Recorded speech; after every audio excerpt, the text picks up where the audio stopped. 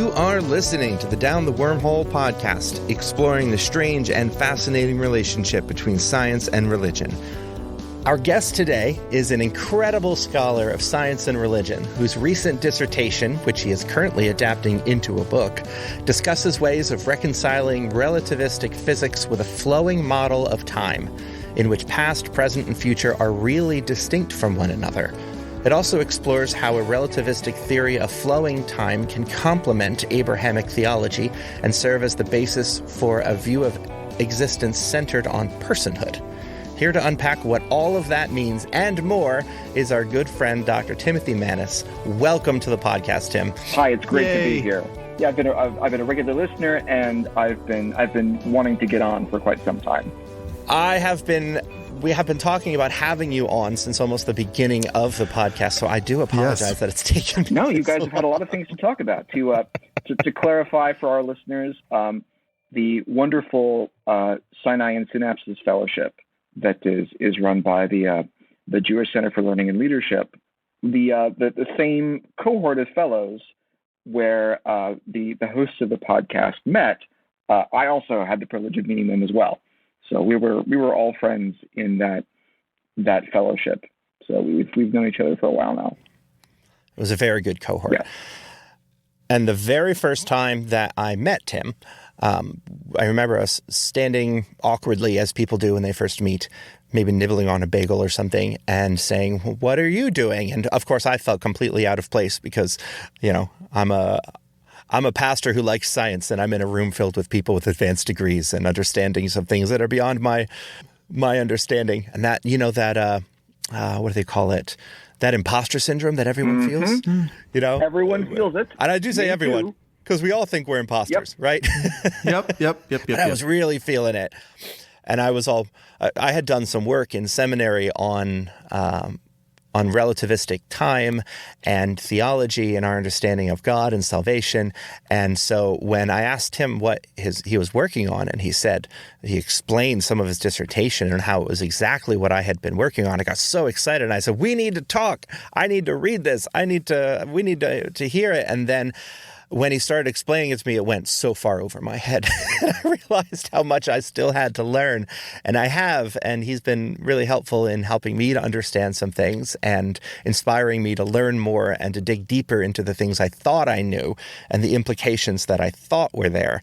And so it's really nice to have you here to help unpack and open up some of this stuff. I think it was St. Augustine that said, "I understand time fully until you ask me to explain it." Yep, that's one of my go-to quotations. I think the introduction of my dissertation starts with that. Ah, well, there you go.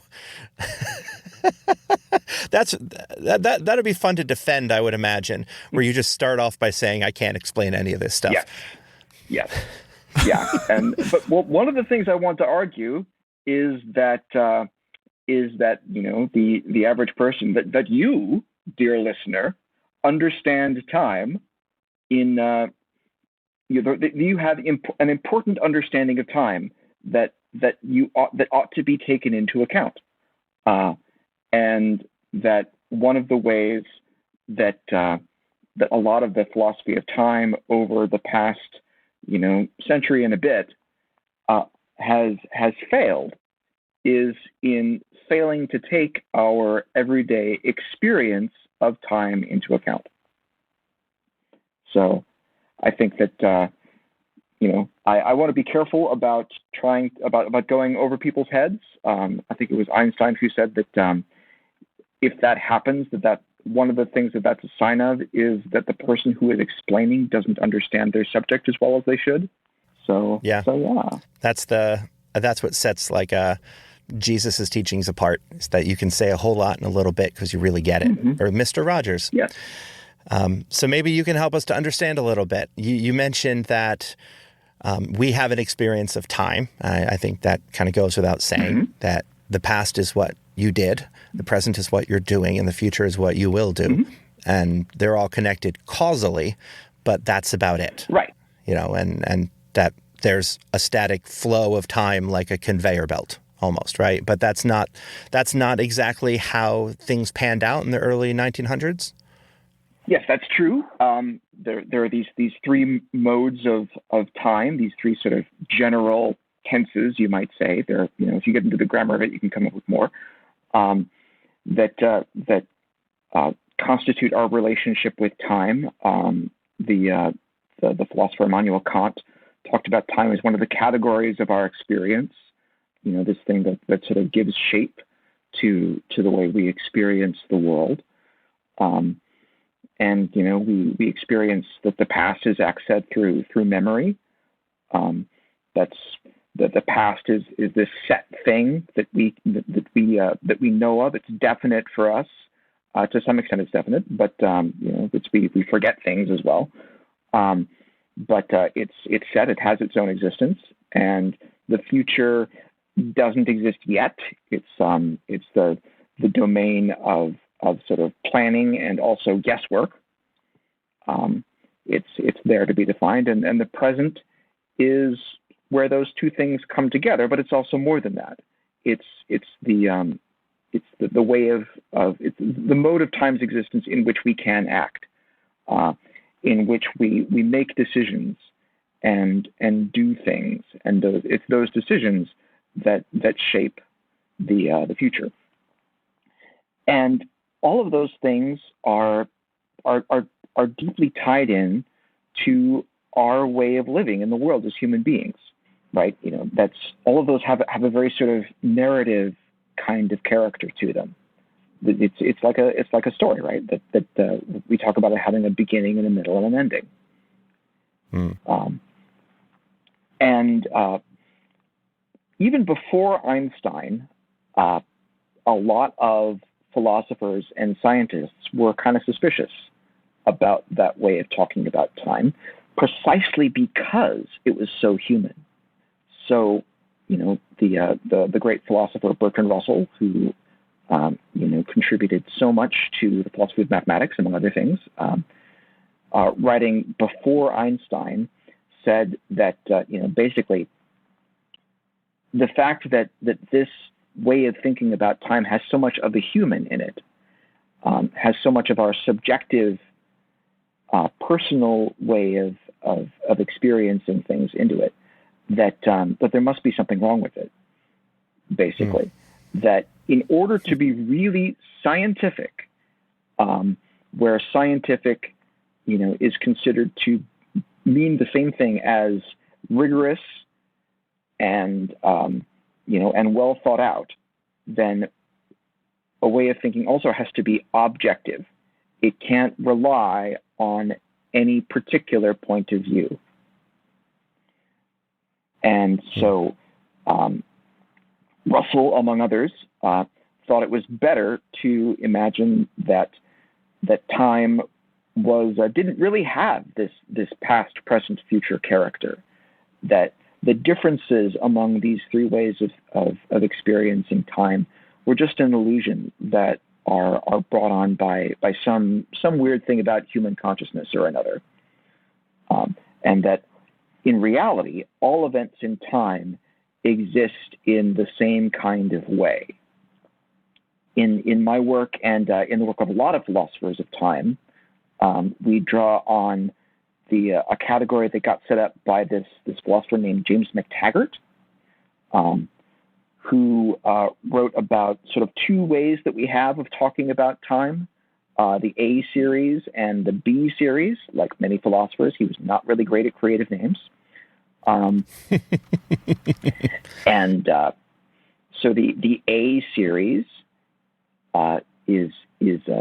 it involves differences in past and present and future. In that way that we talked about, it imagines that the time flows. You might say that an event is in the future, and then it's in the present, and then it's in the past. And it has all of these different characteristics of past, present, and future as time goes on. And then, on the other hand, there is the B series. And in the B series, events don't have the past, present, and future relationships. All they have are the relationships of earlier and later.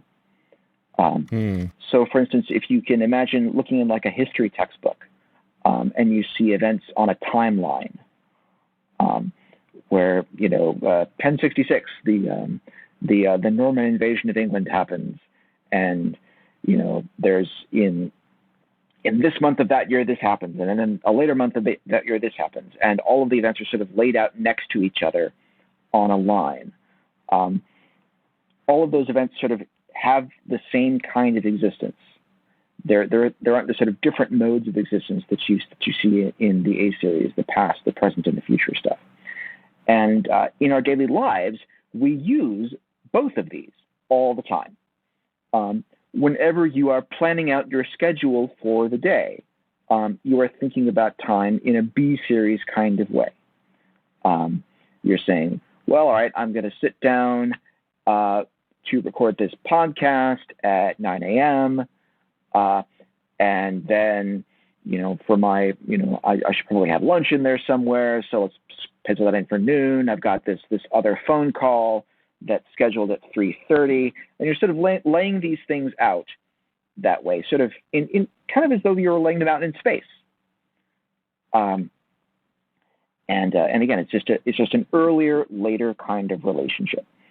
But in order to take that schedule and translate it into something that you actually do, you also have to bring in the A series. There comes a point where, it's not enough just to say, all right, I am starting this podcast at 9 a.m. You are not able to actually do the things necessary to start the podcast unless you have the impression that at some point 9 a.m. is now. And now is a concept that the B series does not have. There is no one moment that it picks out as having that special characteristic of nowness, that moment where we are acting in the present, where things are present to us. There's just earlierness and laterness, and so it takes that intersection between the A series and the B series in order to make the events that we schedule happen. So we have both A ways of thinking of time and B ways of thinking about time, and we use them both all the time. McTaggart's question, or his way of framing the question, is which one of these two ways of thinking is the more fundamental one?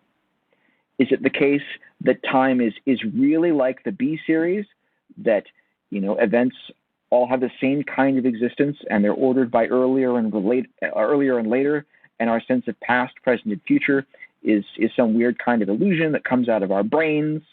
Or is it the case that time really has a past, a present, and a future, and the B series just comes out of our way of writing things down? And it turns out that McTaggart actually thought that neither of these was true, and that he thought that time was just an illusion. But his terminology sort of gave names to two of the major camps. The people who think that the past, present, future way of thinking about time is the more fundamental one tend to call themselves A theorists, or to talk about flowing time. And the people who think that the B series of time, the earlier and later, there is no now way of thinking about time is more fundamental, they call themselves the B theorists. So, for instance, Bertrand Russell is a good example of a B theorist. And you have even quite distinguished philosophers and scientists, people like the eminent French philosopher Henri Bergson was a major proponent of the A theory. The physicist Arthur Eddington was a major proponent of the A theory. So this is already a hot topic of discussion coming into the 20th century, when Einstein is still a patent clerk and hasn't made a name for himself yet. But then comes relativity, as Zack has already talked about, dear listeners, and that throws a wrench in everything.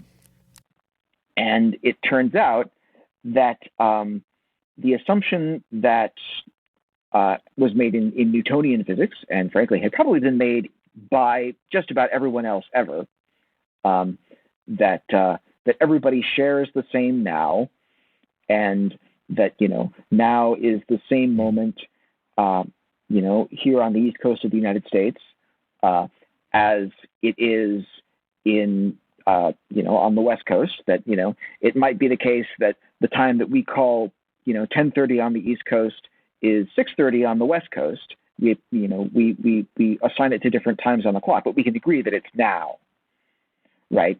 That and you see this in TV scheduling, for instance, or at least in the days before streaming, we used to talk about TV scheduling this way. But the show is going to come on at 7:30 Eastern, 6:30 Central. That we assign the time when the show begins different moments on the clock depending on the time zone, but we can agree that the time when the show starts is the same, even if people assign it to two different moments on the clock. So this assumption that there's the same now that exists here on the East Coast and over there on the West Coast and over on the planet Mars and over in the Andromeda Galaxy, there's all one now. Einstein says, nope, that's not true. That how we experience time depends on where we are and how fast we're moving. And that people are going to disagree about how long things take, and about what things take place at the same time as each other, depending on how they're moving relative to the events that they're talking about. And the sort of multisyllabic way of talking about that concept is the relativity of simultaneity. Simultaneous, the fact of happening at the same time. Simultaneity, the quality of happening at the same time. That's relative in Einstein's terms. And the sort of classic example that we have for that is goes back to Einstein. It involves trains. And I think that the trains are going to come up a lot as an image as I talk about this. So you imagine you've got a train that's moving past a station, and in the middle of one of the train cars, there is a flash bulb that will go off. Let's say for an art project. You can read it. And the flash bulb goes off in the middle of the train, and light starts coming out of the flash bulb and going toward the two ends of the train. You remember from the previous episode on relativity that the speed of light is invariant. It's the same for all observers, but we might say for observers in all reference frames, for all points of view.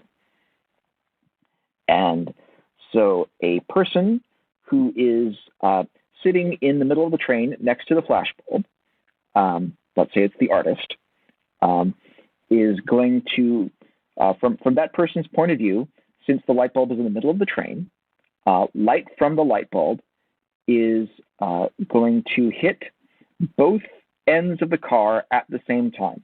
Light bulb is exactly in the middle. Light is traveling at the same speed. So it is going to take the same amount of time to hit both ends of the car, the front and the back. So from in that person's reference frame, the reference frame of the artist on the train, the moment when the light hits the front of the car and the moment when the light hits the back of the car are going to be simultaneous. They'll happen at the same time. From the perspective of a person who is sitting on a platform as the train goes by, presumably they're waiting for the local, and this is the express that's passing. And they're looking at this car, wondering what on earth is going on with this flash bulb in this train car. From their perspective, the back of the car is sort of moving toward the place where the light was emitted, and the front of the car is moving away from it. So from the perspective of the person who is, sitting on the platform where the train car is moving past, the light will hit the back of the train earlier than it hits the front of the train. So those two events are not simultaneous. One happens before the other. And the weird thing about relativity, or one of the many weird things about relativity, is that that it tells us that that neither of these people is right and neither of them is wrong. It's not the case that motion is introducing some kind of distortion into things, and that the person who is sitting still is right, because you can't say who's sitting still and who's in motion. All you can do is say that, this is in motion with respect to this. So there's no matter of fact about whether or not these two events happen at the same time. They happen at the same time in one reference frame, and they don't happen at the same time in another reference frame. And that's all you can say. The simultaneity of these two events is relative. Yeah. So if that's the case, then the idea of now becomes kind of complicated. You can't say that, you can't say definitively, I should say, that, a given set of events are all happening at the same time, a time that we can call now. Some people moving at some speed with respect to those events are going to assign them all to the same now. Some people are going to say that, events A and B are in the past of event C. And some people are going to divide things up differently altogether. So past and present and future, from the point of view of relativity, become a lot harder to divide up. And so a lot of people, what they get out of this is the idea that this must mean that relativity is basically giving us a knockdown scientific physical argument that or not just an argument, but a proof that the B theory, the only earlier and later, no past, present, and future way of looking at time is really the more fundamental one. That past and present and future are just things that human beings with their weird little brains are imposing on the grand impersonal scientific universe. How are we doing so far? Great. I'm just listening because it still always blows my mind. All this stuff with time just blows my mind. It's mind-blowing. Well, anytime you say that, you experience it this way, but the mathematics suggests that it's this other way. I mean, that in and of itself, you've heard it said, but I say to you, right. You're blowing minds. Right. And that's, that plays in with that way of thinking about science that Russell had, right? That, here we have this problem that philosophers were debating about for centuries and centuries, and along come the physicists and they solve it, right? That philosophy is about endless, fruitless debate, and science comes in and cuts the Gordian knot and gives us, the way things really are, and avoids all of this fog of mere language and gives us the truth in mathematics. And that's something that philosopher after philosopher in the 20th century brings out of this. And one of the things that they do, not universally, but really kind of a lot, is that they go on from saying, mathematics is reliable in a way that subjectivity and language aren't, to saying that basically the human experience of personhood is an illusion of a similar kind. That all of our the subjectivities of our experience, what you sometimes call qualia, the howness of our perceptions. People talk about the redness of a rose, as opposed to the knowledge that light is being reflected off of the rose at such and such a wavelength, or the emotional side of hearing music, as opposed to just being able to describe it in terms of frequency and amplitude. That all of that stuff is illusion, and that the math of those experiences is all that's really real. And so that has a lot of implications for religion, right? Because so much of our religious experience is personal in this way. One of my favorite philosopher theologians, the Dane with the rather difficult to pronounce name of Søren Kierkegaard, has this whole book where he talks about how the sort of basis of religious experience is this thing that happens inside of you that you can never fully communicate to someone else. And that all of our attempts to talk about religion are attempts that fail, more or less, to take this inexpressible thing and put it out where other people can see it.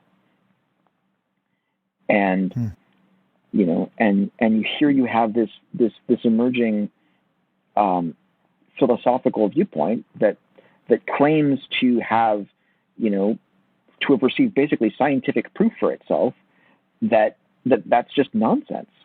That nothing that's inexpressible in mathematics can even really exist. That anything else is a delusion. And even if you don't follow things quite that far, even if you don't take from this that science is really showing that human subjectivity is an illusion, taking this sort of B theory view of time poses a lot of problems for religion by itself. So if the B theory is true, time looks a lot like space, and all parts of space, all spots in space exist sort of alongside each other and in the same way. And here's where I bring in another one of my train analogies. Lots of trains analogies. Out trains. Well, they go in straight lines, so it's very convenient. Yes, well, most of the time, if you're if you're in the loop in Chicago, all bets are off for a lot of reasons. But but imagine that I'm on a train that's traveling in a reasonably straight line. I'm on the Amtrak going up the East Coast, right? And imagine that my train is temporarily stopped in Philadelphia, and maybe I'm going to get off at the station and grab a cheesesteak and then get on before I move on north. So when I'm there on the train in Philadelphia, right, Washington, D.C. still exists, even though I've left it, right? It's not present to me now, but it's still there. And New York and Boston, even though I haven't gotten there yet, exist. They're real. There are things going on there that are happening, even though I don't perceive them. They are real. So in this B theoretic way of looking at time, now is like Philadelphia, and the past is like DC, and the future is like New York and Boston. The past is still there, even though that's not where I am now, and the future is out there. It exists, like New York and Boston do, even though I'm not there now. And the present doesn't have anything really special about it. It's just where I happen to find myself at a particular moment, right? So if that's the case, if that really is the best description of how time is, then a lot of the stories that we tell that involve time, which is to say all stories that we tell, become sort of different. So in religion, right, we have a lot of stories about people changing their lives, right? Where, in the Bible, God says to people, turn your lives around, and then as a result of your turning your life around, this will happen to you. Or if you don't turn your lives around, this won't happen to you. Yes. So that sort of way of thinking about the stories of people's lives depends on a particular way of talking about time, right? The events after you make that critical decision to turn your life around or not, to have some conversion or some repentance or some whatever else, that depends on an idea that the future doesn't exist yet, that it's there to be shaped by your decisions. And so it makes sense to talk about the events that happen after that decision as being in some way more important than the events that happened before, right? That what happens later can change the meaning of what happened earlier, can, in some limited way, maybe make up for what happened earlier, can be more relevant than what happened earlier. Is this sounding plausible based on the way that you think about time in a regular everyday way? I hear kind of, at least in the scriptural analogy, there's kind of two stories that pop to my mind. I think of that whole paradigm is so important for the prophets, right? They come before the people and they say, here's what you've done, here's what you need to change, or else this is what will happen. Right? That's sort of the formula of every one of the prophets. They're giving you a chance to repent, to change, to move, so your future is not totally decided yet. The future is uncertain. It's being written now. And then the other story I think of is that of Moses and Pharaoh, where God tells Moses, go to Pharaoh, say, let my people go. And he goes to Pharaoh and says, let my people go. And then God hardens Pharaoh's heart because God has an ending in mind already and is going to, like, the future is unchangeable in that story. There was always going to be plagues, always going to be an exodus, always going to be that. And God is still telling Moses to do this thing now, despite the fact that it's not going to change anything, because God is going to intervene because the future is fixed already. And of those two stories, people generally tend to accept the prophetic version a lot easier than the future is already fixed and God is behind the scenes, making this a deterministic situation. Because then they think, why do I even bother? What's the point of any of this if the future is already real and whatever, I should just sit back and do nothing. Yeah, and which is not to say that there haven't been some theologians who have tried to embrace that sort of the future is set way of looking at things, right?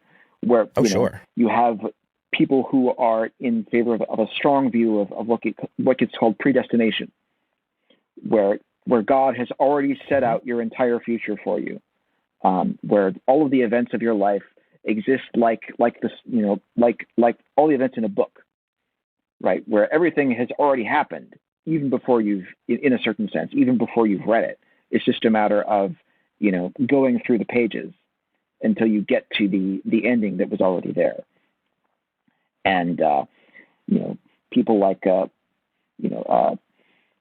John Calvin in the Christian tradition tend to have a strong view of predestination.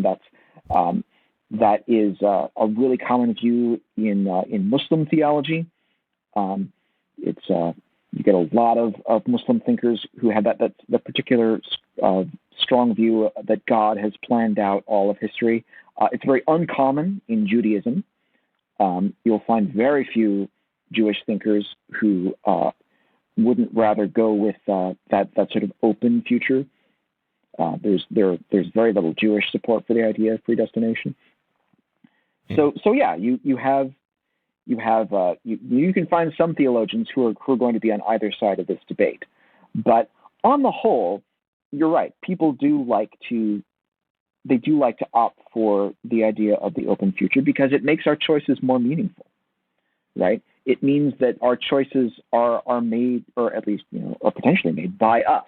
They aren't sort of written out ahead of time for us by God. Yeah. And that means, for instance, that if we're making our own choices, that has implications for God's responsibility for evil in the world. If God has already made everybody's choices for everybody beforehand, then that means that God is responsible for all of the evil that people do. That God already decided every time somebody was going to commit a murder. Right. God made that happen rather than the person choosing to commit that murder against God's will. Yeah. It's holding a marionette responsible for its puppeteer's actions. Right, exactly. This is the idea of fate, right? No. Yeah. Sure. Yeah, right. That's our fate is already written, or something like that. Is that kind of the same Absolutely. lines? I think that's a great one-syllable way of putting it. This is exactly fate. Right. In the way that many cultures have had it, that the way you sometimes see it in like Greek and Roman ways of talking about the world, where everybody has their fate. It's laid out. If you try to avoid it, it will just, you'll just end up coming at it in a way that you didn't expect. Yeah, that's all of Oedipus right there. Yeah, and that's, it's not to say that that's a way of looking at God that doesn't make sense, in a sort of abstract kind of way, but it's one that poses a lot of problems, especially for an Abrahamic view of God, where we want to talk about God as loving and as good. And it causes a lot of problems for the way we want to talk about the end of time, right? We have this idea that at the end of time, God will wipe away every tear from people's eyes. Will make things okay, and that God will, to some extent, treat people based on the choices that they've made during their lives. And if God has decided everybody's choices for them all along the line, then that makes a lot less sense. If people's, if the changes that people make in their lives, if the events that happen after those changes always exist, and the events that happen before those changes always exist, and they exist in the same way, then it doesn't seem like there's any particular reason to treat the events afterward as being more important than the events that happen before, right? It's not as though, if you're looking at a map of the U.S., right, that you would say, all right, everything that happens east of the Mississippi cancels out everything that happens west of the Mississippi. That would be ridiculous.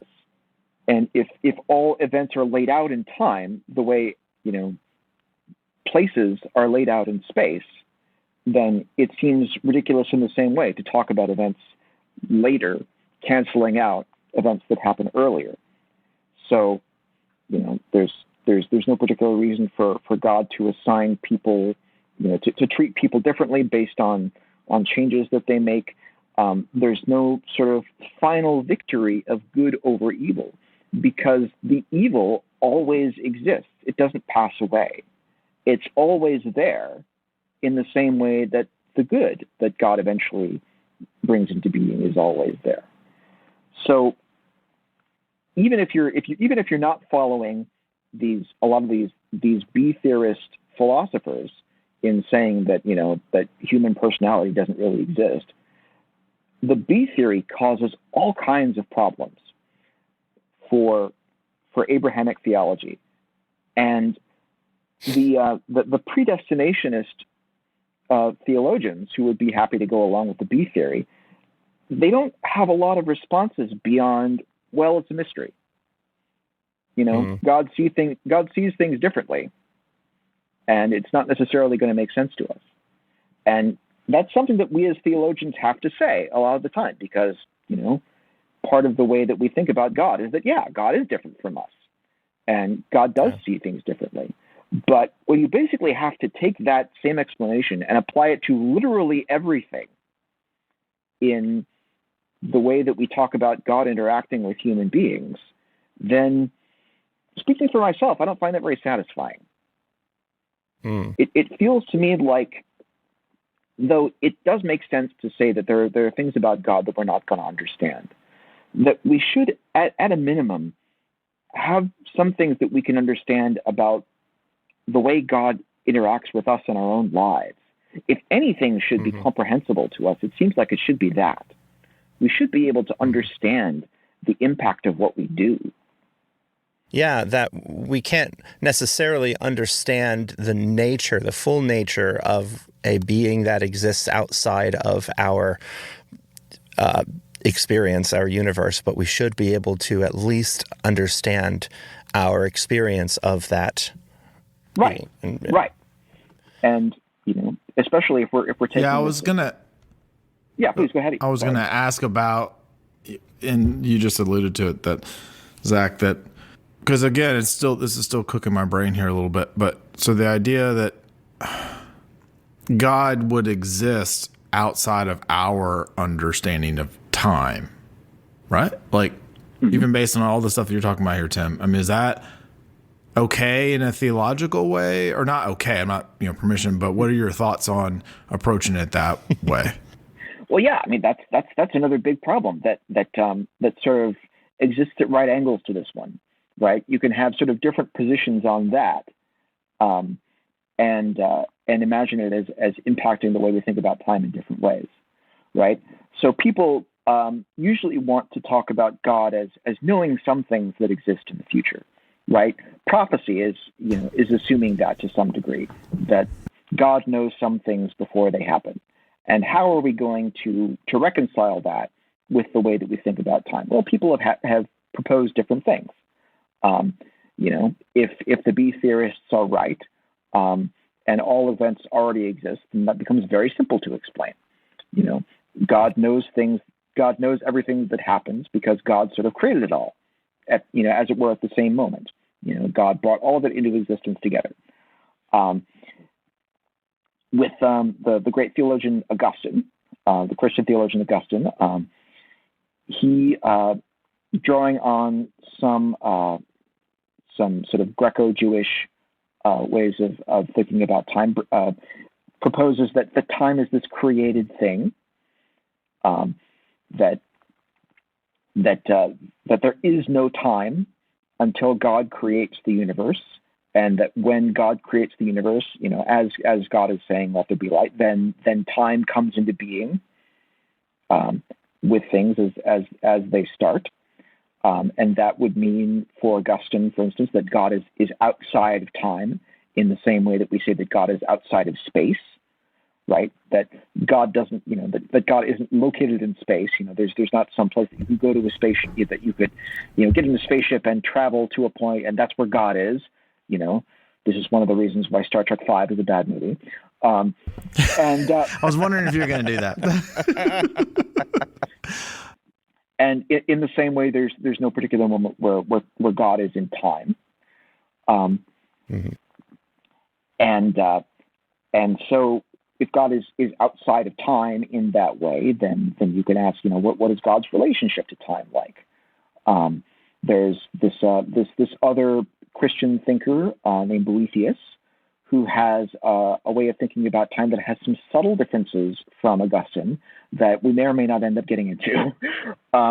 Has this sort of famous image of God as it's that God's way of looking at time is like a person in a watchtower looking down on a road, right? That the person is not on the road, but they see all events on the road from where they sit.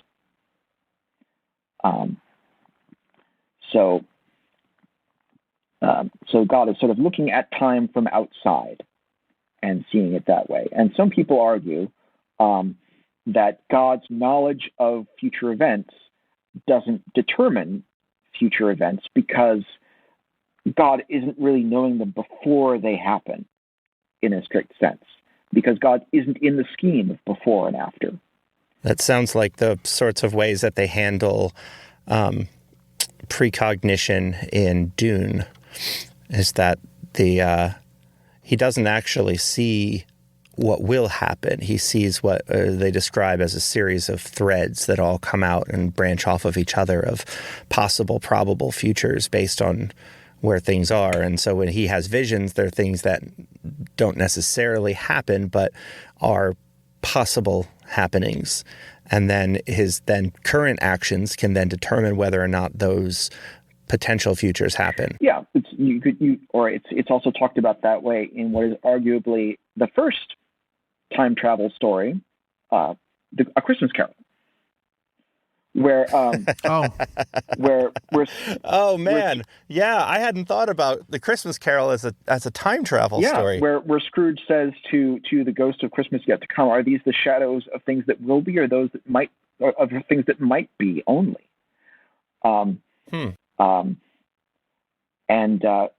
there are other ways of looking at time in which God's relationship to time is like that, in which God is in time with us, and that the future doesn't exist for God either,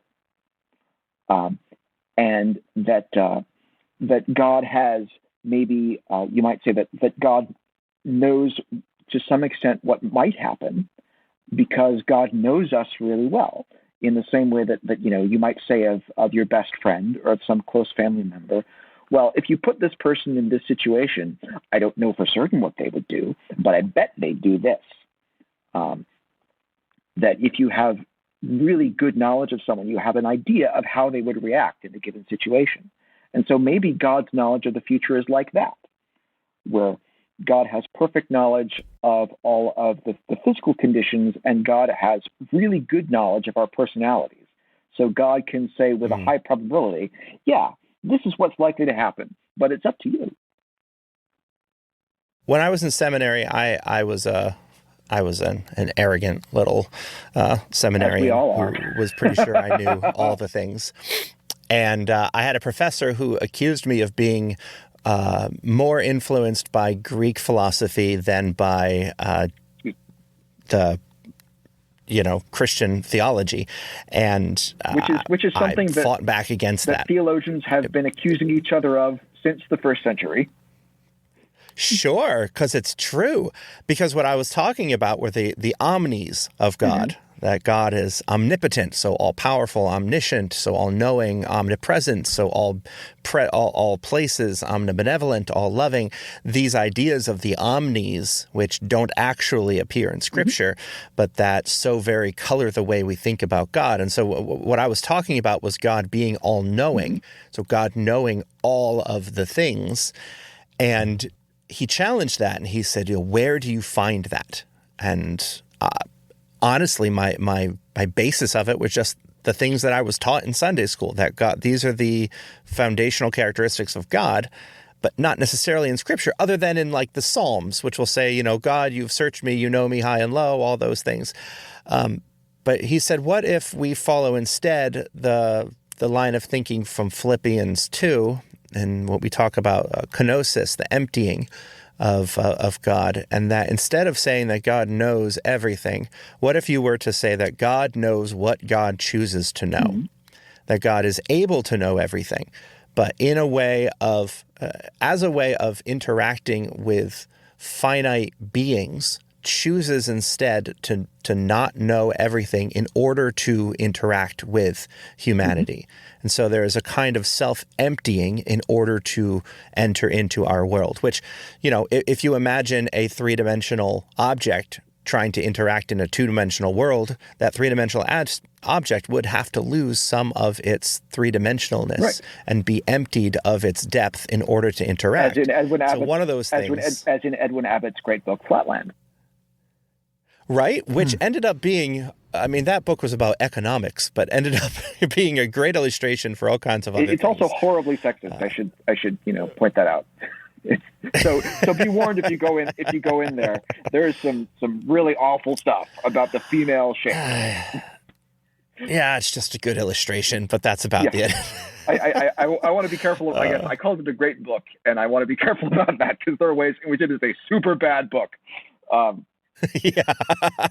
That's kind of where process theology comes up, that God is intimately involved in the process of the unfolding of time, that God has emptied God's self, and that's how God interacts in time and space, is by leaving the timelessness and the unchangingness of the whatever imagined other dimensions, and instead becoming made flesh in this existence. And that sounds really nice, until I started learning about relativistic time, and that there is no privileged present moment. And then in what moment is God present in the now at that point, if there is no privileged now? Exactly that. Does God exist in a black hole where where time flows so drastically different? Mm-hmm. Does God exist on the photons? Does God exist in the now of objects moving near the speed of light? It all kind of fell apart. And then my wonderful narrative of God growing and changing and loving and weeping with the death of the planet, all of that kind of fell apart too. And I was sad to lose my beautiful theology. Well, you might be interested to know that there are philosophers and theologians out there who are struggling mightily to take that beautiful theology and make it compatible with relativity. You being one of them, right?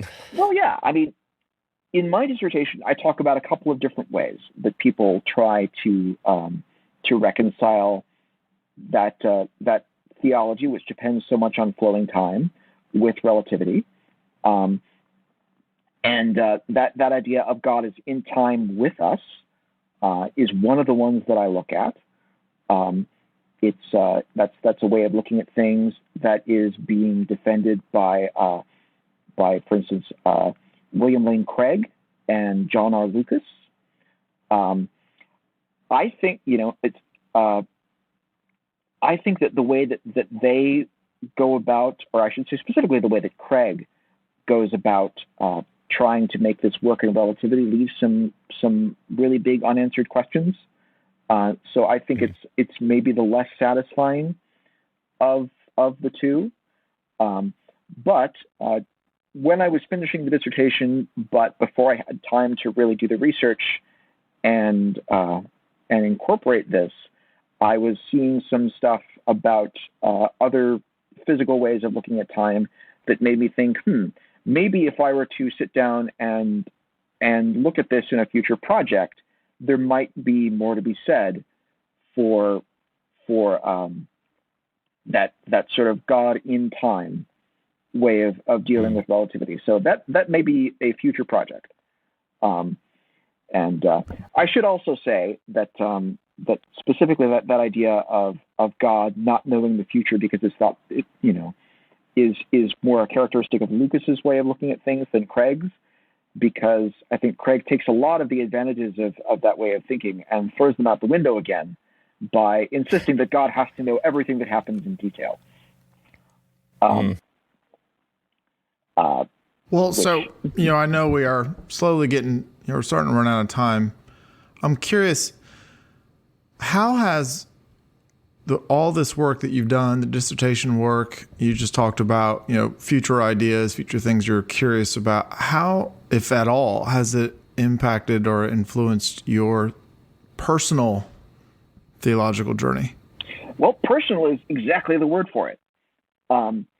So that brings me, I guess, to the other way of trying to reconcile flowing time with relativity that I think is the more satisfying one, which comes out of the work that the theologian Robert John Russell, who is working at the Graduate Theological Union out in Berkeley, is the director of the Center for Theology of the Natural Sciences, has incidentally been a great friend to me. The way that he tries to reconcile this is to say that a lot of the problems that relativity causes here, or that we think of relativity as causing, come from taking the idea of a now and trying to extend it in space, right? To say that there should be a single now that can encompass, where I am here and where you are there and where somebody else is on Mars and where aliens are in the Andromeda Galaxy, right? Whereas one of the things that relativity should tell us is that the idea of now is inseparable from the idea of here. What you have is not so much a universal now, the way Newton thought about it, but a here now. So I have one particular now, and you, Ian, in North Carolina, have a slightly different one, and you, Zach, in Eastern PA, have a slightly different one, and the farther you are away, the more different your now is. And that the philosophers who want to say that, that everything breaks down because you can't fundamentally assign things to a past and present and future, the mistake that they're making is trying to take different nows and combine them into one. To say that what is real for me is real to you because we exist in this, because we can interact with each other. For instance, if I'm on the phone with one of you, right, and you're looking out your window and, you're seeing the squirrels doing something weird out there the way they do, that even if you're not talking to me about the squirrels, that those squirrels and what they're doing is real to me on the other end of the phone. That's the way we normally think about things happening, right? That what's real to you where you are is real to me where I am, even if I don't know anything about it. And what Russell and a few others is saying is that maybe this is another one of those ideas that relativity should force us to abandon.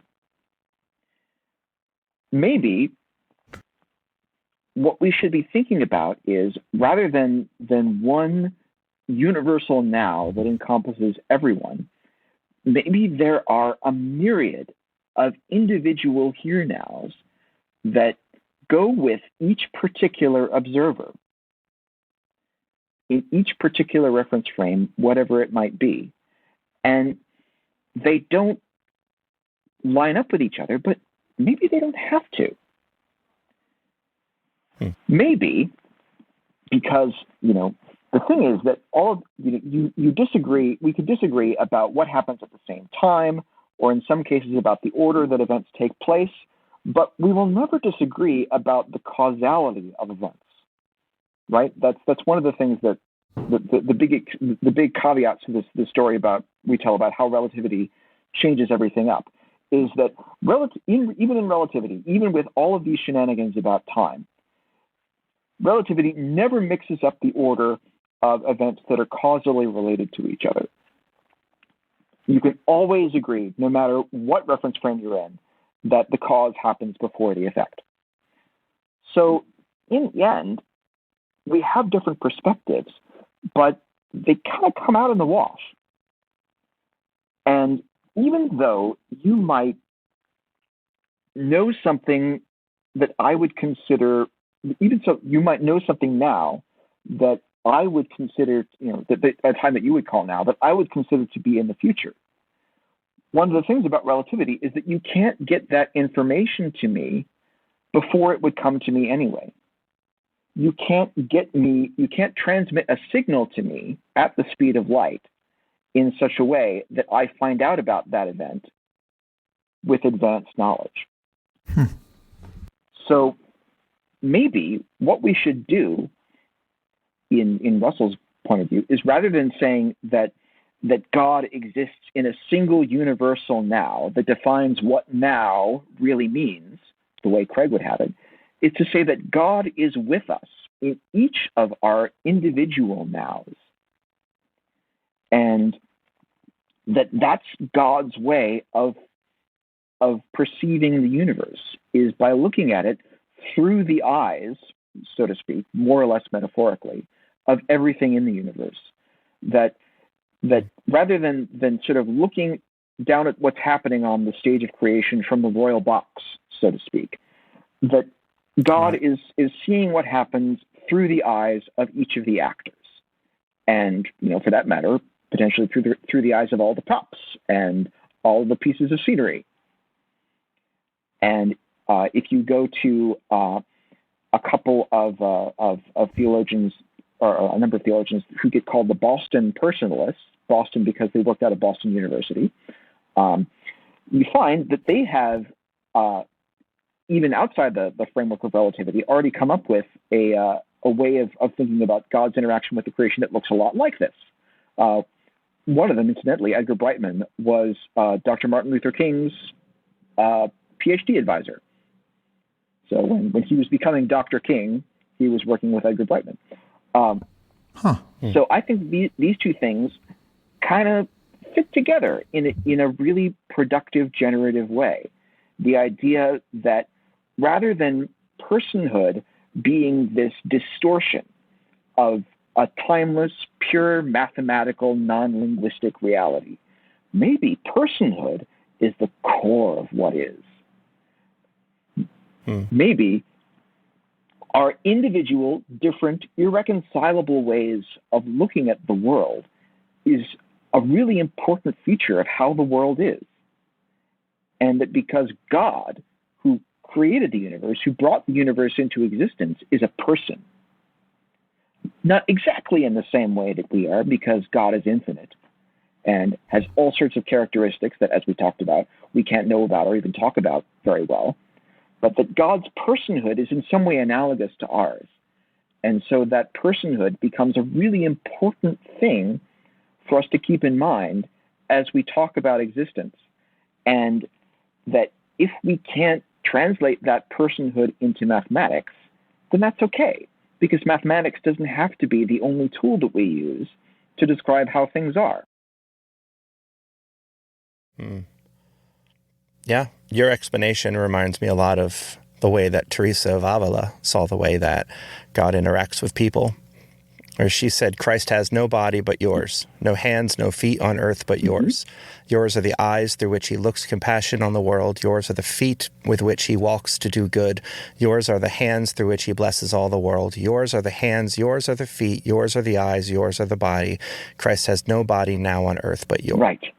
And even, I think this, it works beautifully well, even talking about Christ's incarnation, during those 30-some years in Judea, right? That when God became incarnate, speaking here as a Christian, that it was as a particular human being in a particular time and place. That God was this one guy with who only walked around a very small area of the earth, right? That God did all that God had to do in that incarnation, even with this perspective that was very circumscribed, very short in terms of time, and very localized in terms of space. And that's okay. That's just how things are. Tim, as always, Tim, you've given me things to think about. You've given me scientific things to reread, as well as new perspectives on my own personal faith and theology to reconsider. So thank you again for that. Any idea when this will all be turned into a book that everyone can read? The ways of publishers are mysterious to us mere mortals. Yes, this is true. And it's so true. And one of the things that they unfortunately don't necessarily teach you in grad school is how to put together a book proposal. So that's something that I'm having to learn on my own. But hopefully it shouldn't be too long. Though of course, as C.S. Lewis has God in the form of Aslan saying, "I call all time soon." That is definitely a great way to end. Yeah, with a quote from Aslan. Yeah. So it's been such a joy to be a guest on the podcast and just to talk to you two guys. You're so great. And thanks, Tim. We'll have to have you back on again sometime soon, Tim. Absolutely. Say the word, and I am there. And also then. All right. Yes, then and there at the same time. Yes. But also not. And, wibbly wobbly, timey wimey. Yep. God bless you all.